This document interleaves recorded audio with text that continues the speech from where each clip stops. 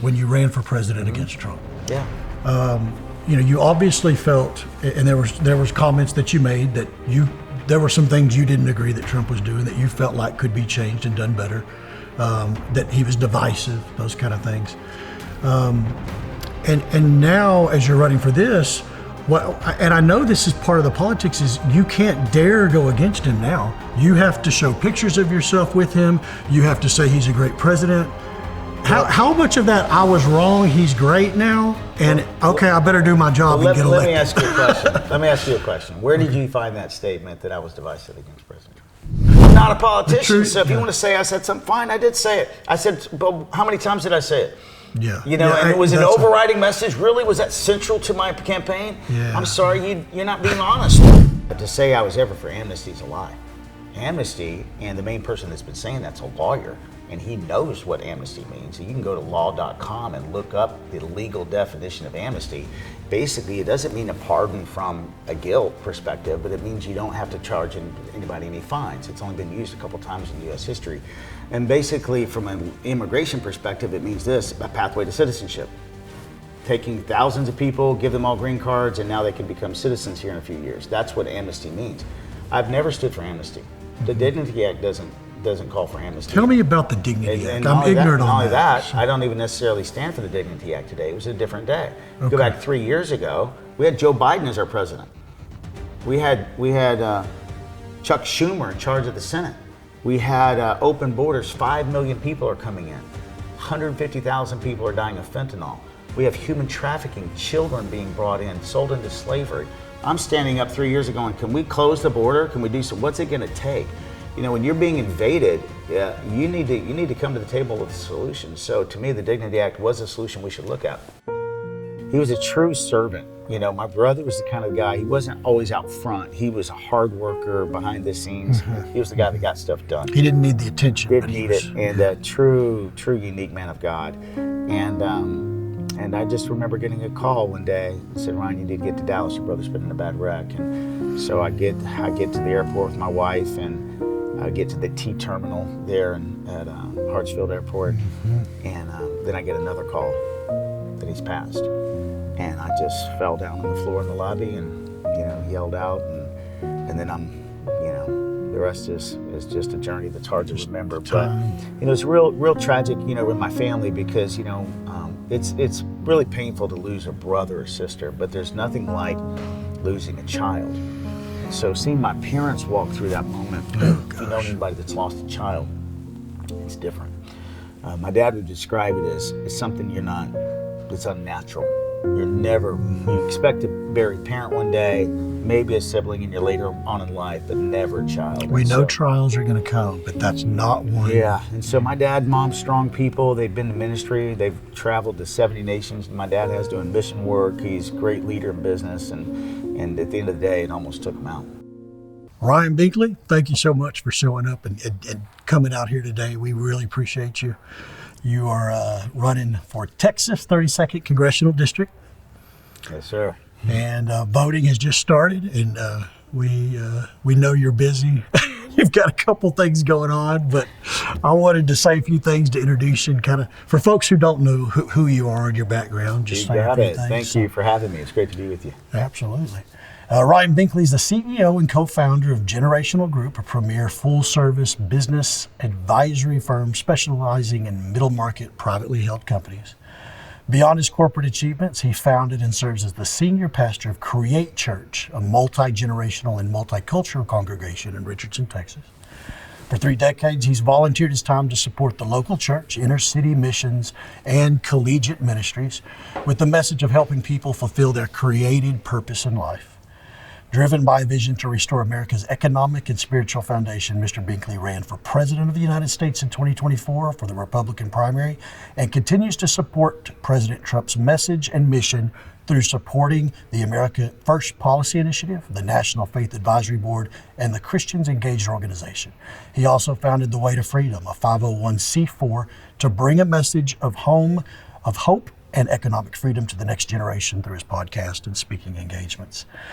Mr. Binkley earned his Bachelor of Business Administration with dual majors in finance and marketing from UT Austin, the McCombs School of Business, and also earned a Master of Business Administration from the Cox School of Business at SMU, where he was introduced or inducted into the Beta Gamma Sigma Honor Society for Business. Is that all? That's it. That's all. Well, I'm married to my wife, Ellie. We've been married for 27 years, and we've got 5 kids that are amazing. So that's my biggest accomplishment right there, and best so far. So, well, I want to go back. Let's go way on back. On back. That's in Georgia, right? We met in Georgia. We did. Okay, born in Georgia. I was actually born in Georgia, in a small town called Columbus, Georgia, southwestern part of Georgia.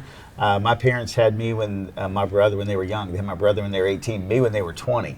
They were young, and then they moved from Georgia to Oklahoma City for a couple years, and I made it to Garland when I was about 5, 6 years old. So you didn't happen to go to Garland High School, did you? No, I didn't. I was in Garland from like kindergarten through 5th grade, and then 6th grade on. I was in Plano for a little bit. My last 2 years in high school in McKinney, Texas. Okay, I went to Garland High School. Okay, so I would have gone. I would have been. No, I think I would have been a Red Raider. I'm not for sure. I think I'd have been a Red Raider. Remember, the Red Raiders were pretty popular back then. Is that it? Yeah, well, that was North Garland. Okay, yes, I probably would have been North Garland. North Garland. So your parents moved from Georgia to Garland? Oklahoma City, then Garland. Oh, okay, so kind of a little. Yeah. What did your parents do? Well, my dad was young at that time, so back then, Garland was filled with many developmental homes back then, and kind of starter homes. And my dad worked for a big developer called Fox and Jacobs, and he sold homes, and we lived in one of those homes. So he was in sales his whole life, and so that's kind of what he's always done. He's been involved in sales, and then later on, I got into business valuation work, business advisory many years later. But we kind of grew up in sales, and together we're partners in our business. So we started our company together 25 years ago, and we've grown it together. So it's been a great time. And so then you made your way back to Georgia. I did, right? In the mid-90s. Now tell me, and this is where you got into ministry, met your wife. Tell me about that time of your life. And so this is a business guy, business degrees, and suddenly, tell me about your calling. Sure. And how did this come about? So I grew up, going to church when I was a teenager. My dad and mom gave their life to the Lord probably when they were 30. So when I was about 10 is when we started going to church. And then, I had a relationship with God, but it never really stuck real strong, I would say. I mean, it was there. I had moments, but never really read the Bible that much. And then, so like many people in high school and college, just kind of drifted in my own little world. But when I got out of college, I felt like probably about 2 years out, should start going to church again. So I just started going back to church. I felt like a draw to that. And then for the first time in my life, started reading the Bible. I actually never read it, and so I started reading it. And then I was hear the scriptures. But do you open? That's. And so when I read it, Jay, I goes, "Oh my goodness, I'm in trouble." Like I started reading the Bible, going, "Okay, it says if you do this and this and this, you will not inherit the kingdom of God." And I thought, I didn't know what not inherit the kingdom of God meant, but it didn't sound good. And so I thought, well, I want to give my life to the Lord, and so that's what I did. And that was in November of 1992. And had you already been saved as a kid? I did. And but it was that feeling, and I can relate. I was 6 years old, and I'm not sure I really knew what a relationship with Jesus meant. And as you mentioned, kind of coming back many years later and reading that, and that's something I'm still working on is that relationship with Christ. And what I've realized all these years, I have not had a relationship with Christ. Wow. What does that mean to you to have a relationship with Christ? Well, so I'll tell you a funny story. So when I first gave my life to the Lord, 13 years old, I actually felt God in my heart. I felt Him, and I would talk to God. I would hear His voice, and it would, I felt like He would lead me in certain situations. He'd keep me out of trouble on occasions. I would even tell my friends about it, because sometimes they would get in trouble, and I wouldn't get in trouble, and we'd be in the same spot, and they're like, "How did you know to leave? Why did you go?" I'd be like, I said the edge told me to leave, and they're like, "Who's the edge?" And I'm like, "That's God in my life. He's my edge." No, I've heard so many people that are close to God say, "I hear Him tell me to do this." Yeah, what does that mean? What do you feel? I don't know. I can't explain it other than just an inward feeling of just leave this party, leave this house, or go somewhere else. And that is God's voice. That was at a young age, but I drifted from that, and so until you get grounded in God's Word, until you know who you are. And really that comes through knowing God and prayer and the Word. You can vacillate a lot, just like anybody can, and even great leaders do today. So, but anyway, when I got out of college, I was probably 2 years out of college. That's when I felt led to, okay, I want to start this worldly life is not really for me. There was no value in it that I was really feeling, that was lasting in my life. So I just wanted to start going back to church and finding out who God was. And I started reading the Bible, and I went to a Bible men's meeting in November 1992, and I just said, I'm going to give my life to God. And to me, that meant he's going to be Lord of my life. I'm going to follow him. I'm going to follow his word. I'm going to follow him and not just go my own way. And so that was the difference for me. The other times I think I was trying to fit God in my life, and this time I was trying to serve God. And how did that lead into ministry for you? Well, so I took a job transfer. I was with Procter & Gamble right out of college. My dad worked for Procter & Gamble. Did he really? Just about his whole life, yeah. What part? He worked in Dallas. He worked in the warehouse. Okay. That's all I really remember. Okay. But he said they were always good to him. He loved Procter & Great Gamble. company. Was he with them his whole career? Yeah, just about. Wow. And So I started with him in Dallas, and around 1990, worked for him for 3 years, had many different roles, and it was awesome. And then I took a company called Boston Scientific, came and recruited me, and I was like, let's go. And so they offered, back then it's just more money, more opportunity, why not? Yeah. So they moved me to Oklahoma City for a year, and I did well there. Then they moved me to a new, bigger district in Atlanta. And so in 1994, I moved to Atlanta. And then I started going to church again. And I wasn't, one of these things other than I just started feeling God's call. And I joined this really small church. And so back then, I'll tell you a funny story. I went to the biggest churches in Atlanta because I thought I was single. I needed to meet a Christian girl. And so I went to all the big churches. And Mount Parent Church of God, There's a lot of them. Charles Stanley's First Baptist Church. 10,000 members. And I thought, I'm surely going to find a godly woman here. And there were great people there. But the Lord had me go to this small church. And it was on the International District of Atlanta, about 200 or 300 people. And I promise you, as soon as I walked in, I just heard that voice say, this is home. Mm-hmm. So I started going there, and lo and behold, that's where I really began serving in ministry, and eventually met my wife. She was a member of that church, Ellie.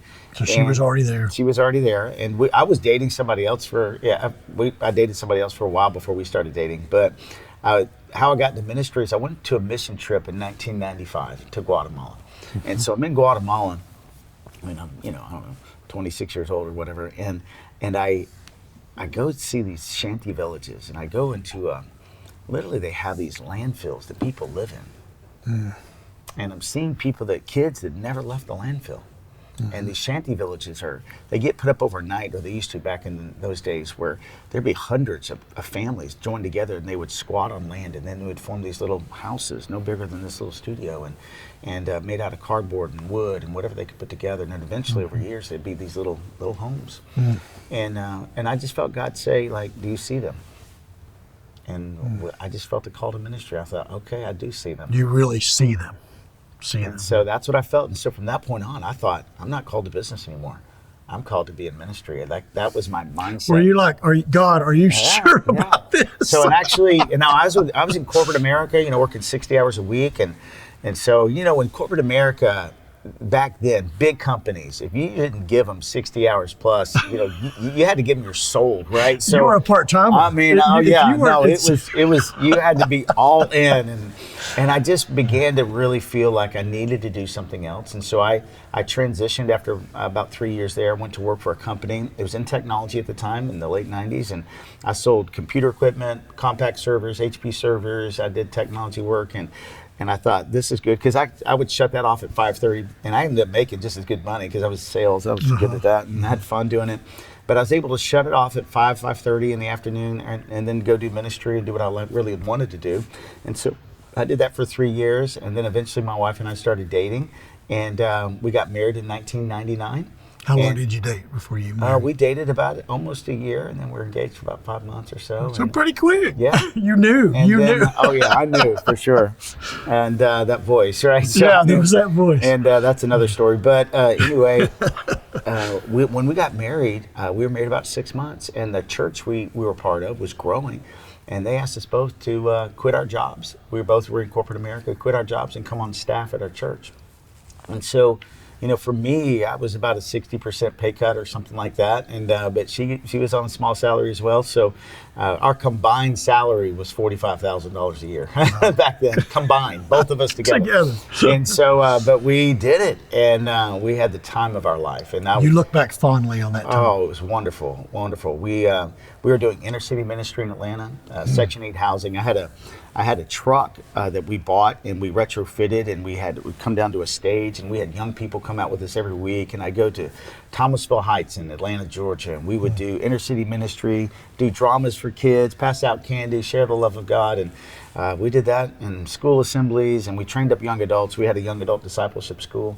I literally thought I'd be doing that for the rest of my life. You enjoyed that? I did. I thought I'd be planting churches there. But then a tragedy hit my home a couple years after that. So my brother was running a small business with my dad in Dallas, and he was killed by a drunk driver on MLK Day of 2001.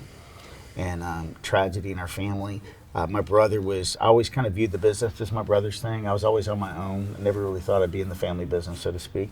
And but I prayed about it and felt like God was saying that this is part of my journey to come back and to help my family and to do ministry as well, but we would do both. And so that's when I moved back here to Dallas, and I went back to SMU to get my MBA and did that. And then we had an idea to start doing investment banking and to start selling businesses. So I created a business model with my dad. I created a marketing model, and it just took off. And we spun off the old company we have, gave it to basically a longtime employee, and we started with 20 employees. And this one went from 20 to 200 in our first year. And it just took off. Now, I want to go back to your brother. When you heard that news, tell me about that time and how. I mean, you were young yourself. Sure. I was 33. He was 35. He had just been married. We were best friends. We actually got engaged on the same day. We kind of planned that. He would ask his soon-to-be wife, and I'd ask mine on the same day, and we did that. But he was just a great leader, great friend. He was a true servant. You know, my brother was the kind of guy, he wasn't always out front. He was a hard worker behind the scenes. He was the guy that got stuff done. He didn't need the attention. Didn't need it. And a true unique man of God. And I just remember getting a call one day and said, Ryan, you need to get to Dallas. Your brother's been in a bad wreck. And so I get to the airport with my wife, and I get to the T terminal there at Hartsfield Airport. And then I get another call that he's passed. And I just fell down on the floor in the lobby and, yelled out. And then the rest is just a journey that's hard to remember. But, it's real tragic, with my family because, it's really painful to lose a brother or sister, but there's nothing like losing a child. And so seeing my parents walk through that moment, if you know anybody that's lost a child, it's different. My dad would describe it as something it's unnatural. You expect to bury a parent one day, maybe a sibling in your later on in life, but never a child. We know trials are going to come, but that's not one. Yeah, and so my dad and mom, strong people. They've been to ministry. They've traveled to 70 nations. My dad has doing mission work. He's a great leader in business, and at the end of the day, it almost took him out. And so, but we came back, and God just brought breakthrough in their life, and after a couple years, and was able to really bring healing. And so those moments were hard, but we're trusting that God's always got a plan, and I believe that, even what he went through and the calling that he had, I believe somehow God gives grace to where the purpose that he had still gets fulfilled through other people in some way. Yeah, you miss him. Oh, of course. Yeah. I picture him like this. It's like he's out on a long trip somewhere, and I'll see him soon. Yeah. Now, your wife sounds amazing. Tell me a little bit about her. I know she's not running here, but everything I read about her, I'm like, that sounds like an amazing woman. She is. I'm glad you asked about her because she is an amazing woman. She's from South Korea, so her story is very unique. She was basically, born when her mom and dad were probably about 40 years old. They were surprised. So if you go back to her story, her dad grew up in Korea and grew up in a Buddhist family. And so a Baptist missionary goes to Korea, shares the gospel with him. He gives his life to the Lord, ends up living with the Baptist missionary, kind of getting, out of his family's house and that kind of stuff. And then, he's a student. He loves English. He loves language. He speaks English well. And then the war starts. And so then he gets kind of recruited in the Army, and ends up being an interpreter for the General Trudeau, in the Korean conflict. So he kind of rises through the ranks to being the official interpreter for the general. And so he served there, and after serving and waiting, and when the war was over, waited 10 years to come to America when he had the opportunity to come. It took him a long time. And so then Ellie came as a surprise. So, the immigrant story is not an easy one. And Right. back in the 70s, early 70s when they came, Ellie actually stayed with her grandmother for the first 7 years. So Ellie never met her mom until she was 8 years old. Wow. So it's kind of a very difficult thing that for most people to understand, but if you put yourself in their shoes, I mean, they were opening up small stores in downtown Atlanta, restaurants, got held up at gunpoint, ended up owning wig stores, they became clothing stores. Then they became owners of buildings because they prospered, and then they opened up another downtown square, ended up owning those buildings. I mean, they were 35-year overnight millionaires, Yes. But through the hard work and determination, and he actually had a career with a company called Southwire, so he would do international sales, but his mom was Ellie's mom was the entrepreneur. Ended up, building these successful little businesses, and they lived the American dream. End up building their dream home and that kind of stuff. But they taught their children, is interesting. They taught them when they came to America.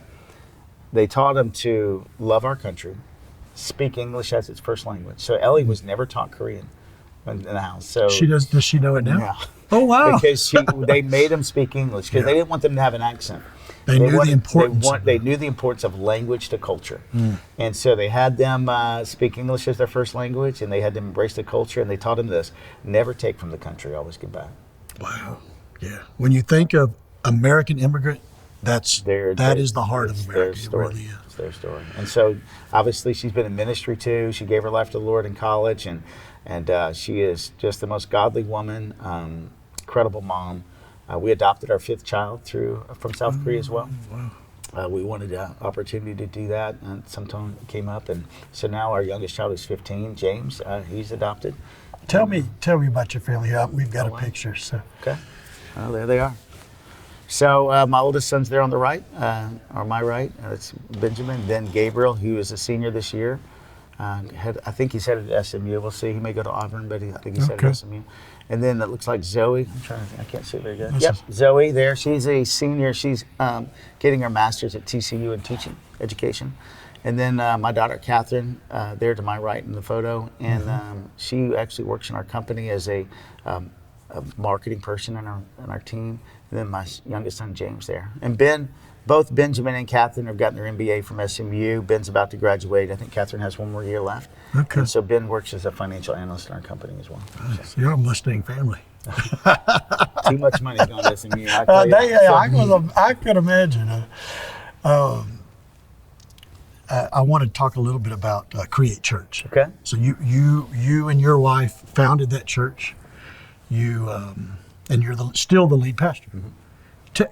Okay, so tell me about what that means to make a new church and build it from the ground up. Okay. And then I'm also really interested in you being able to do what you do in politics and still be a lead pastor. Okay. That interests me. So when we did young adult ministry while we were in Atlanta primarily, and so we really continued doing that. After my brother was killed, we took about a year off, didn't do any ministry at all.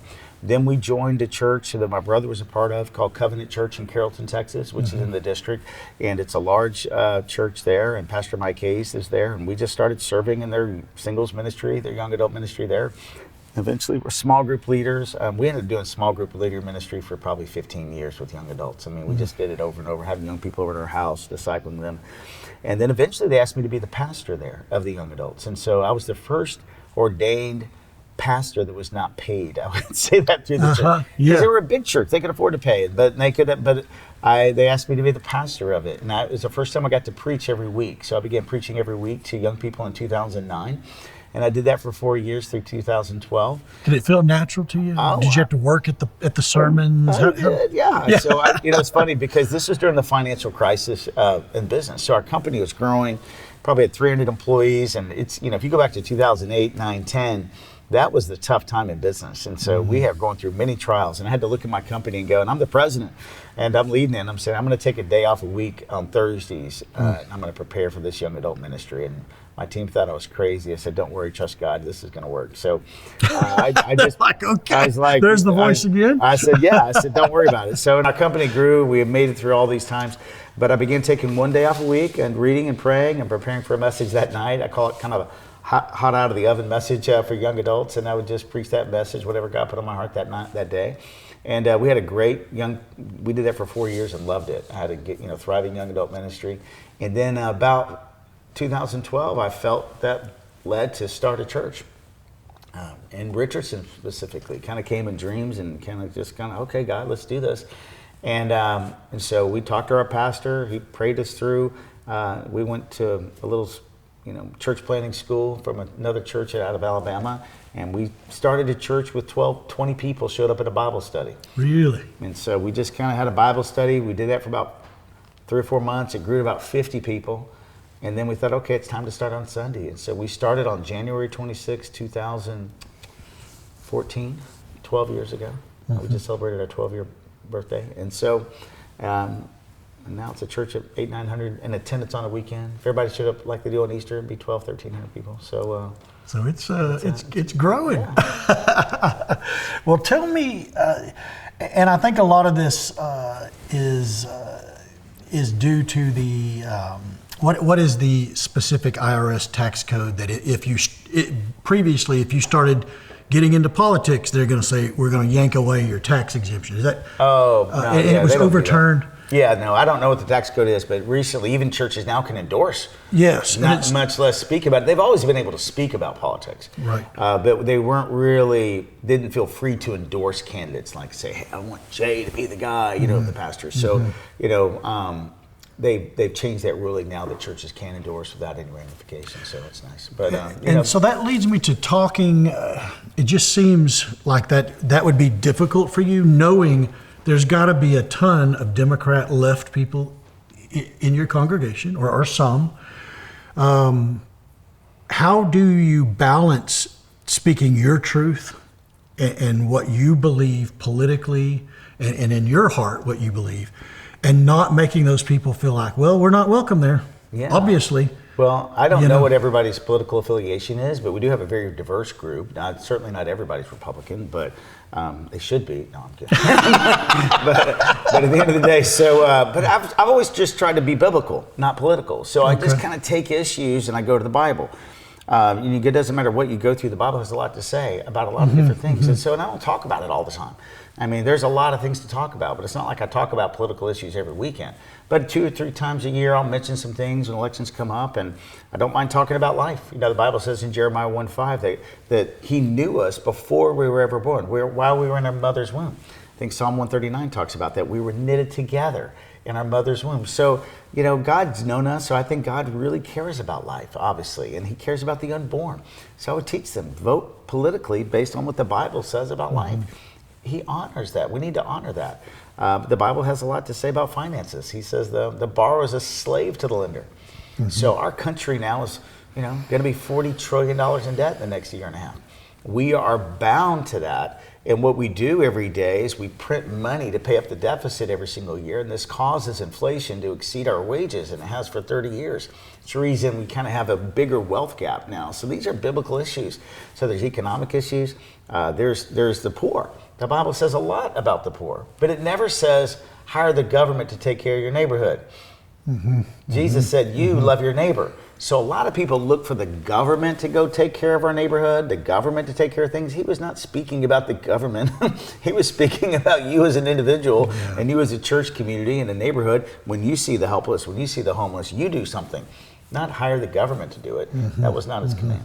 So I just try and get people back to center what Jesus really taught. Yeah. And even with immigration, he talks in the book of Acts about he assigns boundaries to nations. He gives those, and we're a nation of laws. And in Romans, you have to submit to authority or you're held under judgment. And so there's a balance there. I tell people, if they're here illegally, they need to follow the law. They need to kind of, turn themselves in and go and follow the law. You don't need to stand up against God's authority. That said, we need to do it the right way. I like the way President Trump's leading it today. in a very difficult issue, even when you see deportations happen like we did, there's this is kind of gets to be a tough thing because you see difficult situations. But I tell people a lot of this happened because, one, Joe Biden let in millions of people illegally. He didn't follow the law. And as a result, now we have probably 15 million, 20 million people in our country that shouldn't be here. And really only one state, if we really had problems with, these sanctuary cities, particularly Minnesota, because the governor's saying, hey, stand up against these guys. So these are very difficult issues, but I think there's a way to do it. And the way President Trump's trying to lead it now, he's trying to lead it with an avenue of peace, but we still have to follow the law. And people are going to, starting with criminals first. And then after that, he's offered people money. He's done something no other president's ever done before. He offered them $3,000 to be able to help, navigate their way home and have a head start. I think 5 times as many people have taken that offer. 2.5 million people have self-deported. Peaceful way, doing the right thing. So there's a way to do it. Let me. That's the right way, I would say. The right way. Let me go back a little bit, and I know this is past and we're moving forward, but when you ran for president against Trump. Yeah. You obviously felt, and there was comments that you made that there were some things you didn't agree that Trump was doing that you felt like could be changed and done better, that he was divisive, those kind of things. And now as you're running for this, and I know this is part of the politics, is you can't dare go against him now. You have to show pictures of yourself with him. You have to say he's a great president. How much of that, I was wrong, he's great now, and I better do my job and get elected? Let me ask you a question. Where did you find that statement that I was divisive against President Trump? Just online. Okay. And I know that's, and I want you to explain that. I want to talk about this for a second. Okay, I think it's big. Literally, I've met with President Trump. I've been to his office, or not his office, but I've been to the White House several times. He wrote me a letter when I endorsed him. Great job, Ryan. I never attacked him at all. And so, in fact, I met with some leaders of his campaign just several months ago who ran his campaign. The number 2 person, they said, Ryan, you ran your campaign. I mean, I didn't really talk about him hardly ever. I mean, I may have said one word one time.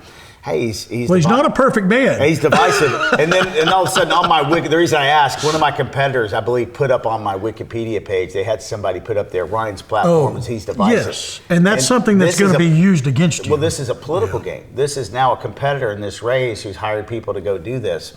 That was not a central part of my campaign. I mean, I may have mentioned it one time. And the fact that he's fairly divisive, I'm like, is that new news? I mean, he is. I sat down. He is a strong figure, and he doesn't mind telling the truth, and it defends everybody, many times, but he doesn't mind doing that. Yeah. And you know what President Trump is? He's not a weak leader. He's not afraid of people that are standing for something. I mean, look at people that he's put in his cabinet. I mean, J.D. Vance, you know what J.D. Vance said about him? Well, So there's been people, but he recognizes when people are strong and they're like, hey, you know what? What did I really stand for? Well, 90% of what I stood for was for a balanced budget. 90% of my whole message was the fact that our dollars are eroding and that we have $40 trillion in debt and there's going to be an affordability crisis coming. So what happens is some of my competitors go and they add this to my Wikipedia page and I'm like, you guys are just being who you are, politicians. At the end of the day, I know what I stood for, and you can go look at the context of it. And I've had hundreds of interviews. Most of them were always about the budget, the balanced budget, how we're going to start jobs, what are we going to do for the young people? Young people that, I bought my first house in the 90s, a few $1,000s down, paid a little over $100,000. The average home back then was 3 times the average salary. The average home now is 6 to 8 times the average salary. Think about that. I'm a mortgage broker. Okay. Is that not the truth? It is absolutely the truth. Right now, what we call a starter home is young people don't have the opportunity. 90%. When you're talking the interest rates where they are, insurance where it is, taxes, the payment is completely unaffordable for many. So and I want to talk to you a little bit. Let me get back to this thought. This is why I ran. I had this overriding message coming to me over and over again that we're going to encounter something financially that we're not ready for. That's the reason I ran. And that's the reason I wasn't necessarily against Trump. It was more of sounding like a message going, we better get ready, something's coming. And after that, Well, of course, now we see the fruition of spending $7 trillion in PPP money, printing 40% of our nation's money supply that's out there today. The crisis coming to a head now with 9% inflation with Joe Biden. Now, President Trump's gotten a lot of that in control, but the pain people still feel today is not year-over-year inflation. It's where from Joe Biden took over to today. Houses are still 30 or 40% higher. Wages aren't up 30 or 40%. Right, so what happens is wages are a lagging effect behind. So you can look at healthcare costs, housing costs, you name it, rents, apartments, all the same thing, 40% higher, but wages are nominally higher. So that's the reason I ran. So my competitors will say certain things that I said. You know, if I said that one or two times, hey, you're running for president. I spoke thousands of times. I mean, it's not like, so they pick a little thing. I'm like, all right, go ahead. But that's what politicians do. Yeah. Okay. And that's why I could never do what you do. Well, and so I'm just going to tell the truth. I'm not a politician. So if you want to say I said something, fine, I did say it. I said, but how many times did I say it? Yeah. You know, and it was an overriding message. Really, was that central to my campaign? Yeah. I'm sorry, you're not being honest. And so this is what people are tired of. They're tired of dishonest people. Yeah. I recently sat down. Just dishonest people. They're out there. And I'm like, you're not telling the truth. I said this the other day to somebody. I was like, he's one of my competitors in the race, and I won't say his name. And I was like, you're not telling the truth. And he goes, well, I just think people need to keep hearing that. And I'm like, well, why don't you tell them the whole truth? He goes, well, it's not my job to tell them the whole truth. And I said, well, just do whatever you want to do.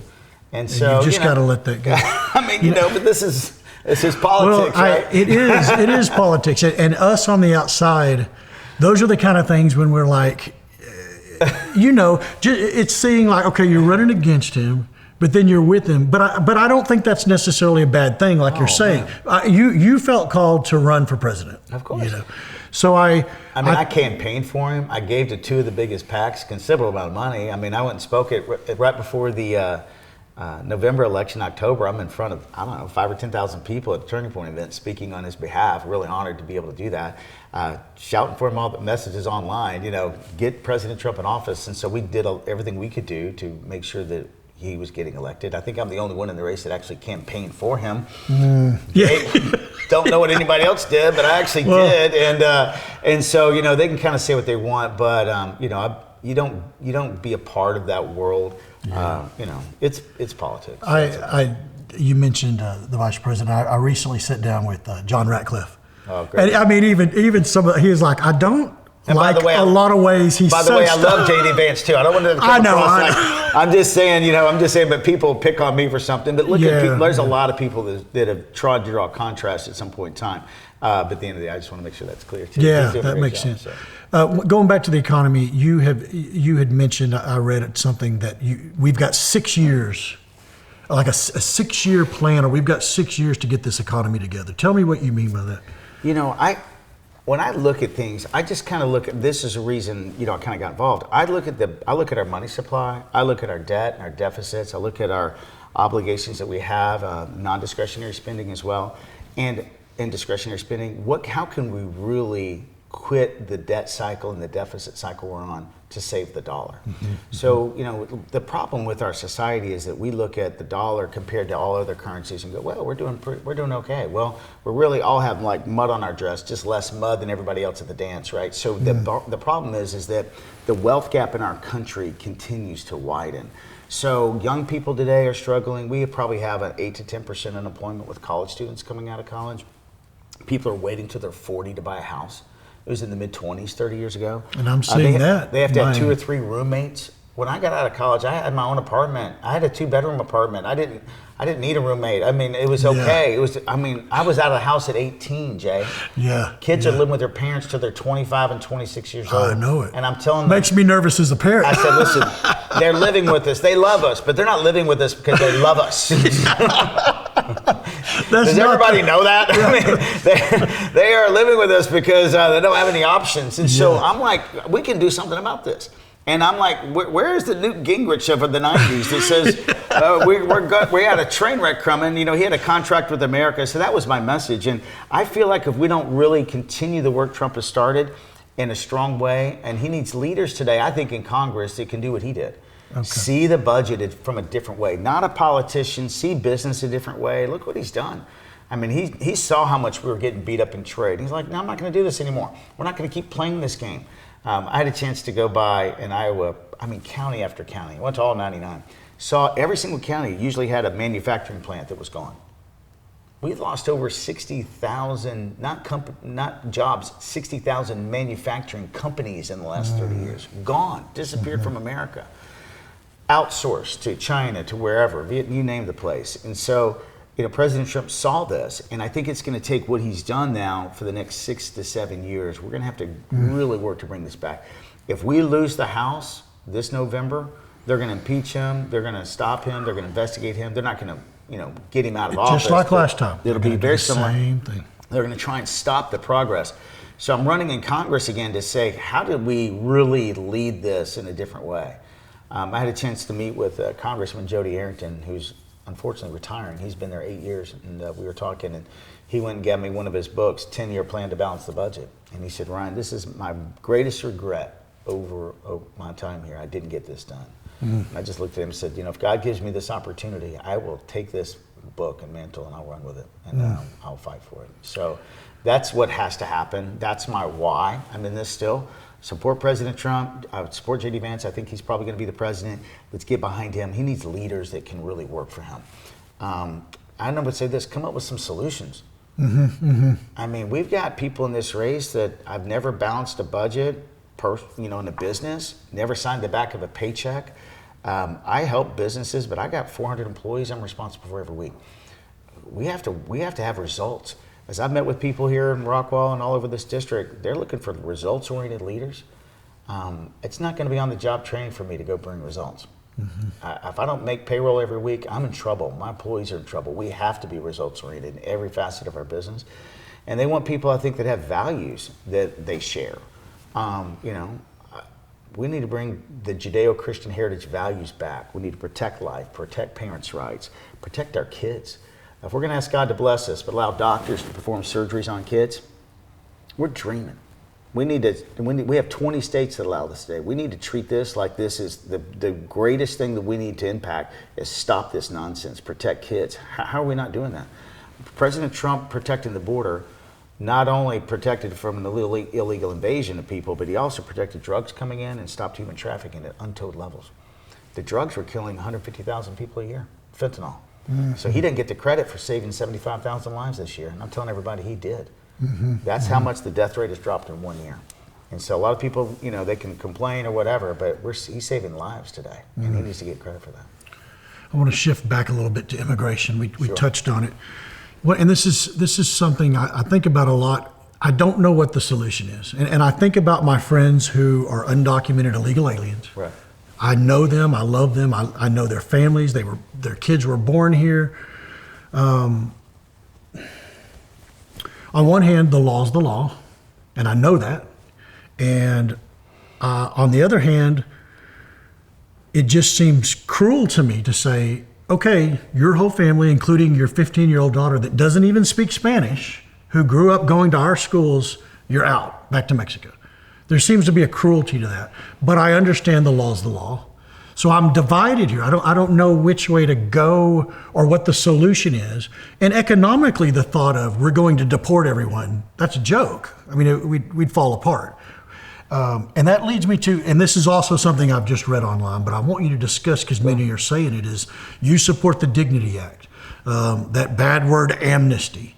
Tell me what my concern is. I don't know how to rectify my buddy over here that I love his family, and we're sending them all back. Right. This is also just a reflection too of the just not honest part of the political game and politicians to say this. To say I was ever for amnesty is a lie. Amnesty, and the main person that's been saying that's a lawyer, and he knows what amnesty means. So you can go to law.com and look up the legal definition of amnesty. Basically, it doesn't mean a pardon from a guilt perspective, but it means you don't have to charge anybody any fines. It's only been used a couple times in U.S. history. And basically, from an immigration perspective, it means this, a pathway to citizenship. Taking thousands of people, give them all green cards, and now they can become citizens here in a few years. That's what amnesty means. I've never stood for amnesty. The Dignity Act doesn't call for amnesty. Tell me about the Dignity Act. And I'm ignorant on that. Not only that, I don't even necessarily stand for the Dignity Act today. It was a different day. Go back 3 years ago, we had Joe Biden as our president. We had Chuck Schumer in charge of the Senate. We had open borders. 5 million people are coming in. 150,000 people are dying of fentanyl. We have human trafficking, children being brought in, sold into slavery. I'm standing up 3 years ago and can we close the border? Can we do some? What's it going to take? You know, when you're being invaded, you need to come to the table with a solution. So to me, the Dignity Act was a solution we should look at. It doesn't call for amnesty at all. I don't know that I'd support it today because I think Trump can put some better measures in place. But, you know, there's a group of our society that doesn't want President Trump to even think about working with dreamers, kids that came here when they were 25 years ago. They're very, very adamant against that. I don't think a child should have to pay a crime for their parents, misdoings or whatever. Yeah. So I think that there's some challenges there. But at the end of the way, the Dignity Act, from the way I read it, is there's no path to citizenship. There's no green cards at all. It still sends back 15, 20 million people, which is a lot. Remember, we've only deported 500,000 so far. Mm-hmm. President Trump's done more than that with giving money away. But at the end of the day, you still have probably 12 million people that need to be deported, at least, maybe 15. And so there's still a big portion of the Dignity Act that calls for people to be deported. So a lot of this is just political gamesmanship. There's no path to citizenship. There's no, what I've read a minute. But my main point is this. I never called for amnesty. That's just a lie. Okay. It's just a lie. So it's just political people doing political things. When you read those things, what does that feel like to you? Well, I mean, I'm not. Do you get angry? Well, no, I'm not surprised because this is the world we're in. I mean, it's the world we're in. It's trying to gain political points and that kind of stuff over everything. And I'm just saying, just be honest. If you want to say I said something about the Dignity Act 3 years ago, that's fine. I don't have any problem with that. But I never called for amnesty. That's a lie. I've never said don't deport people. That's a lie. I've always said you got to deport, 15 million people, whatever the number is. President Trump thinks it's 20 million. So whatever the number is, but at a point in time, I'm like, hey, you can look at some people that came here 20 years ago and maybe come up with something. I think President Trump is actually trying to do something, and what it means to me is legal work registration. But this one actually called for fines. It actually called for people going back, going to the end of the line. Nobody skips the process, right? So I think at the end of the day, President Trump's going to lead this in the right way, and I support him in doing that. We need to know who's in our country. Everybody needs to be here legally. We got people that have to go. This is where the President Trump's telling people if you're here legally, you need to go. I think he's going to try and, I would think he may try and work something out with farmers. He mentioned that last July. And the far right wing was like, don't do that, don't work anything out with a farmer. And I'm like, okay, well, let President Trump deal with that. I think he's going to do the right thing. And what that is, I don't know exactly, but I think it involves worker registration, legal workers here. We need to know who's here. Make them pay fines for that if they're here. Maybe send them back and then bring back legal workers. Not everybody's waiting in line to work on our farms and ranches. I mean, I don't think those are stealing too many high-paying jobs. And so not a lot of our kids want to do those jobs. They're hard jobs. So I don't know the exact right answer, but I trust President Trump to lead it. I think that makes a lot of sense. I think it's very multi-layered and difficult Jay, we're in a world that they want a 5-second answer for a 40-year problem. Yes. And if you can't say, so their answer is just get rid of everybody. And I've got a friend of mine, I'll tell you this story. It's true. He came here 35 years ago or so, maybe almost 40, when he was 3 from Guatemala. His family sought asylum. So they waited 14, this is how broken our immigration system is. They waited 14 years in the system. Eventually, his mom and dad were granted, legal status, and his sisters were as well. But right before they got that, he got married at age 19. So he went into a different bucket than they did. So they all got legal status, and then because he got married, he got put in a different bucket, and so he didn't. And then, and then a few years later, he got divorced. So now he's in this other unknown status where all his family, his mom and dad, everybody. He came here when he was 3, by the way. I don't know how, so I don't think he chose that. Right. But anyway, but he's in his, and he doesn't know anybody in Guatemala. Yeah, and so, but it took him, I just talked to him, it took him like 15 years. He ended up getting remarried to the same girl, which is a great story. Oh, wow. But at the end of the day, now he's legal again, and he's, all this kind of stuff. But it was 35 years of a broken process with his sisters and mom and dad gaining legal status, a legal and right way, but him himself being in lingo because he got married and then waiting another 15 years or so through that process. So this is just the world we're in. It's a broken system. I think it needs to be cleaned up. For the legal process needs to be better, but everybody needs to be here legal. There's people that have to go. It's tough, but they just have to go. It's a very, with our political climate, everything has gotten real black and white. Right. And do you feel most Republicans would say, if you're here illegal, I don't care who you are, I don't care that I've hired you to mow my lawn or work for my company, you got to go, all of you, every single one of you. Do you feel most Republican voters would say that's absolutely right? Every person that is illegal must go. I don't know the data on most Republican voters. I would say by and large, a good, maybe most. I think most people want to, bottom line, they just need to be here legally. So what does that mean? We need to know who's in our country. And I think people want to know that. Now, if they're able to pay a fine and work something else out, I don't know that most Americans care about people working on farms or certain industries like that are very, very difficult. But everybody needs to be here legally. So we have to take this and do it the right way. And I don't know exactly what that process means. I think everybody that's here legally probably should go, but that doesn't mean they can't come back.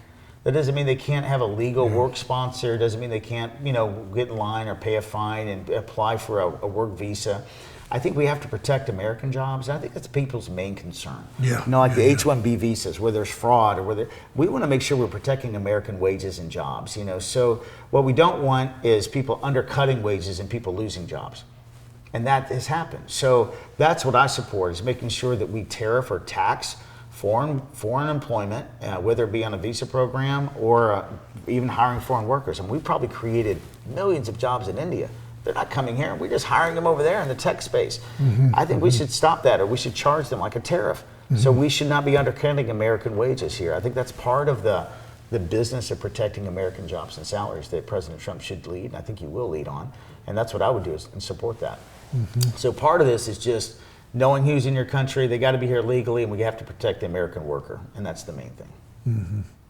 I'm interested in your talk and what you have to say about abortion as a pastor.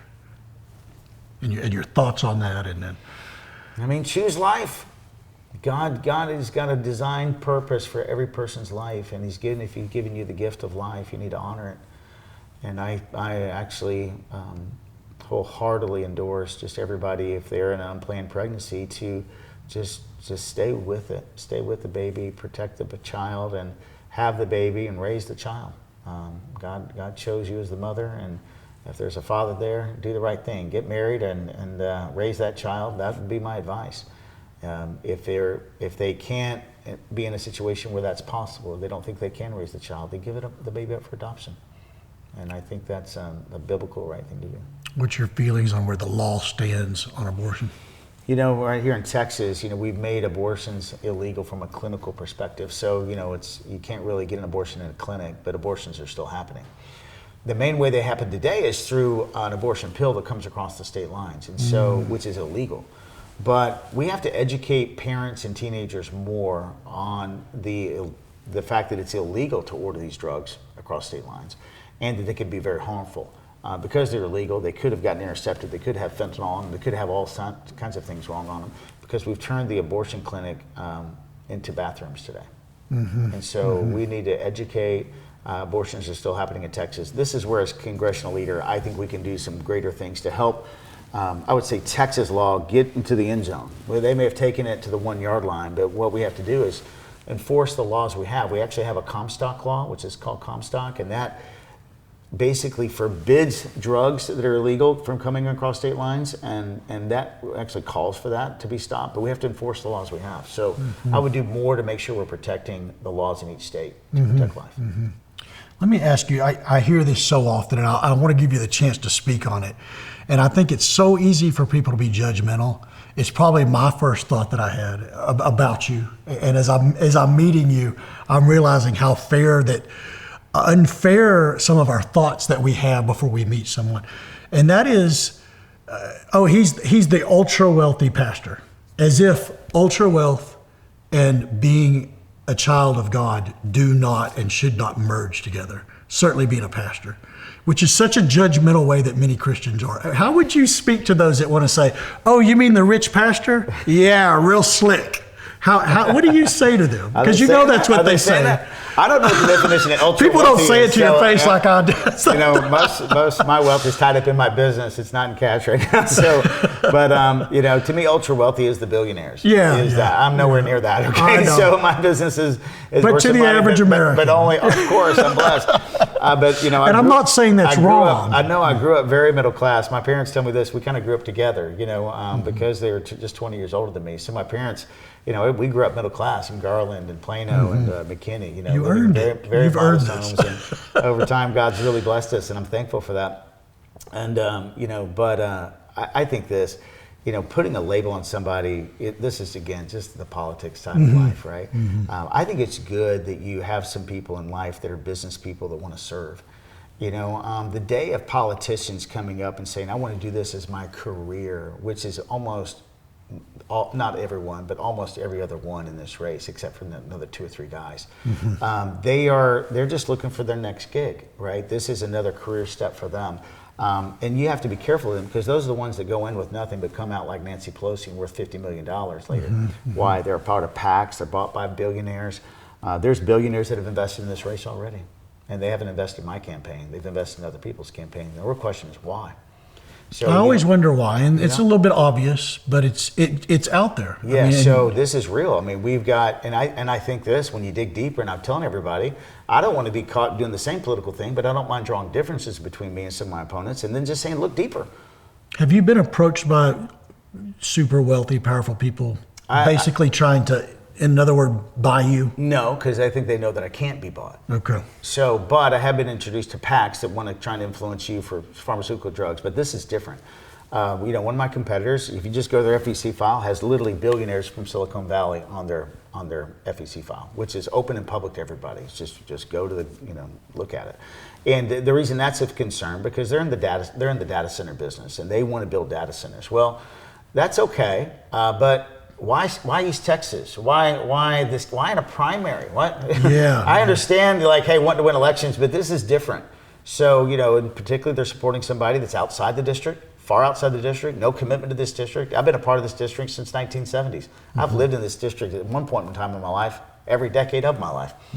If you win, since the 70s anyway. So, but anyway, so I think people just need to look and go, why? What is the real reason? Is it the fact that, you know, I think it's this. You look at where their money's going. And so I'm just asking people, look and see where the money's, because East Texas and people in Rockwell here are very concerned about the growth that's coming here and why it's going here. So you may know this. There's a data center in Lufkin that's now 1,700 acres, but it can expand to 4,000 acres. You know how big of it? Wow. You know your property here times 4,000 acres. That's a city of servers. It is a city. That goes down to aquifers, takes energy, water. Why do they want East Texas so much? Well, they got aquifers, they got water, and they have natural gas. So they want it cheaper there. Well, I don't feel sorry for any ultra billionaire trying to save a little bit of money on a data center that should not be in East Texas. That's the most beautiful part of our land. It's going to disrupt water here. Right now, even Rockwell's been on water restrictions, right, for the last, I don't know how long, but at the end of the day, they're fighting right now. Where do they get their water from now? We're getting it from East Texas and fighting for it in different ways, and there is a limit to it. And whenever these big data centers go in, they drill down to aquifers, and these things go all over the state. So there's more straws going in, and big straws going in those aquifers. Well, that's going to disrupt, I would call it the Rockwell and East Texas way of life. So I'm just sounding the alarm. Follow the money. Be smart. Look into things. Don't just pay attention when I say look into it yourself. Look into it, and then ask the questions why. And do I want that?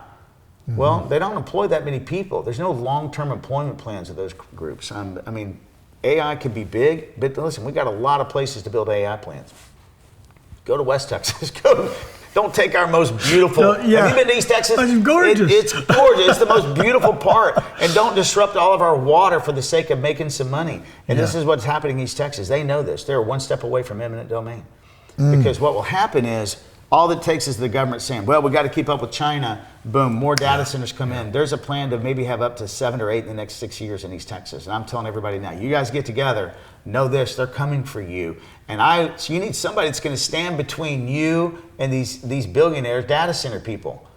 Who's going to represent you? Yeah. I mean, like if you're in business, do you want somebody to represent you that's been bought by them and paid for by them?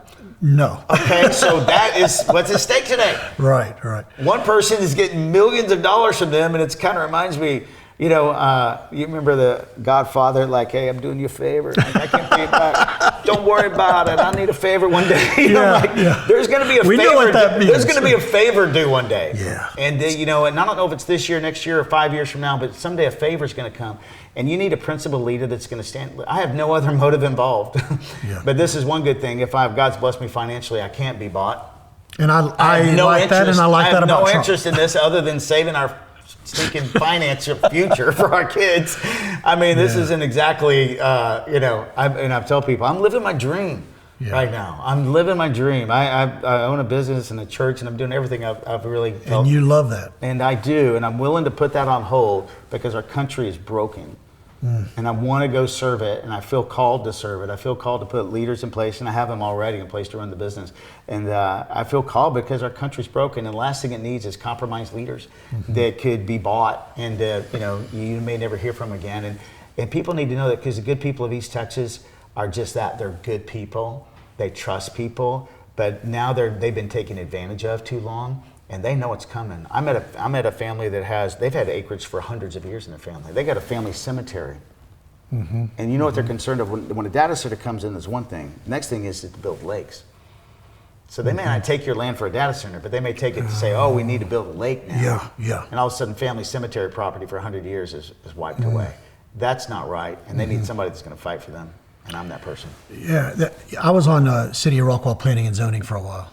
And one of the things that was always so difficult was developers coming in, IKEA, those kind of things on family-owned land. And a lot of that land, people have held on for generations and generations, and they want to sell it, and they want to kind of cash out. It was in the family, and that was the goal, And so it was always difficult with the people saying, absolutely not. We like the land on I-30. That's not going to be an IKEA. You're horrible leaders. And then we have the family who owns that land. I know you've talked a lot about landowner rights.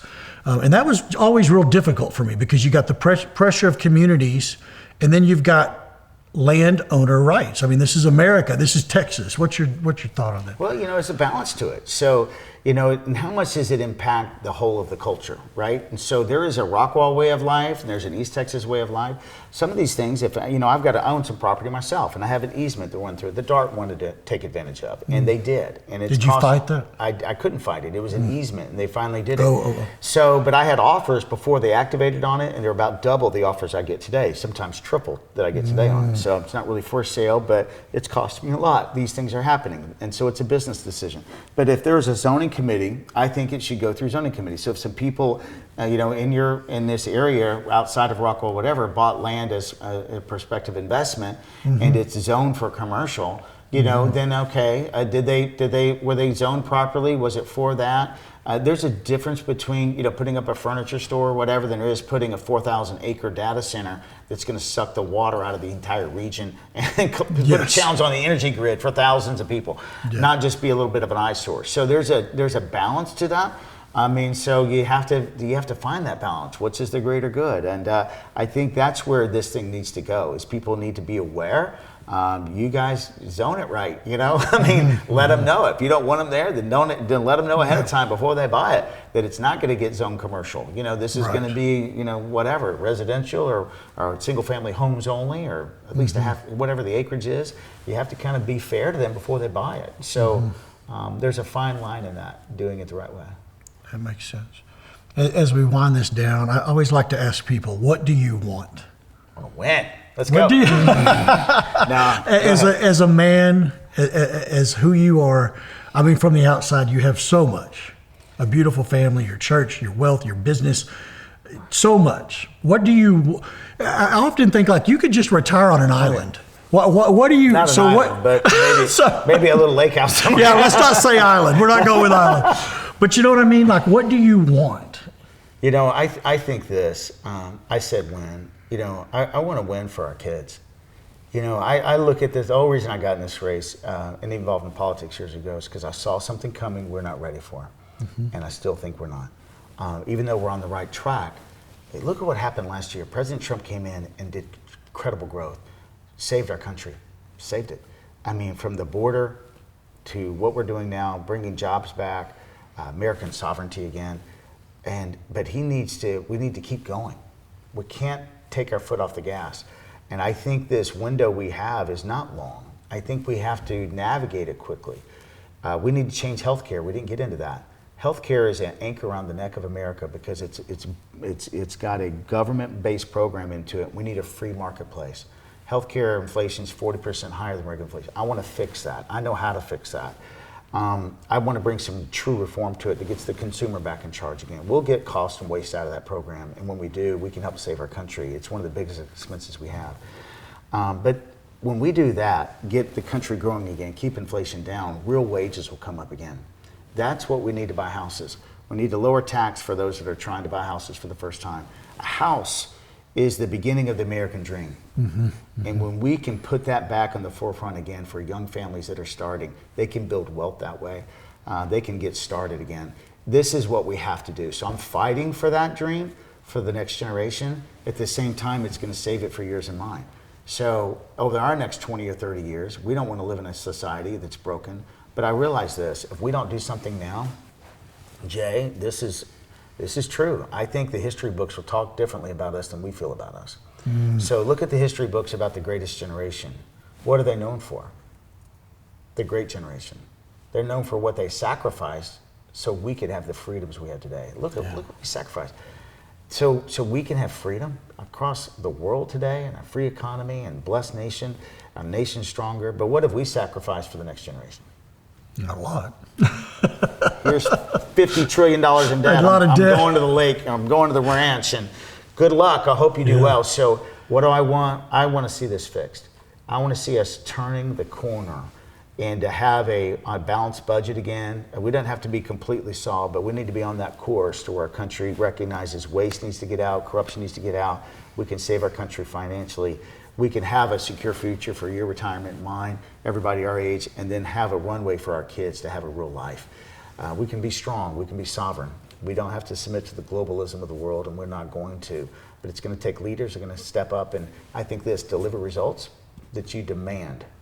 I'm a business leader. You have to have results, and that represents the values you deserve, and that's what I want to do. All right. Well, Ryan Binkley, running for Texas 32nd Congressional District. Voting started today, early voting. Go vote, Jay. You got any last words? Have I earned your vote yet, Jay? I cannot say. But I've certainly enjoyed your time here, absolutely. Thank you. Any last words for the voters? Is there heading out to the polls? Pray and go vote. Pray and go vote. Consider everything, look up everything, and follow your heart. Well, thank you so much, Ryan. I you. appreciate you being here, and Great folks, we'll see y'all next time. Thank you.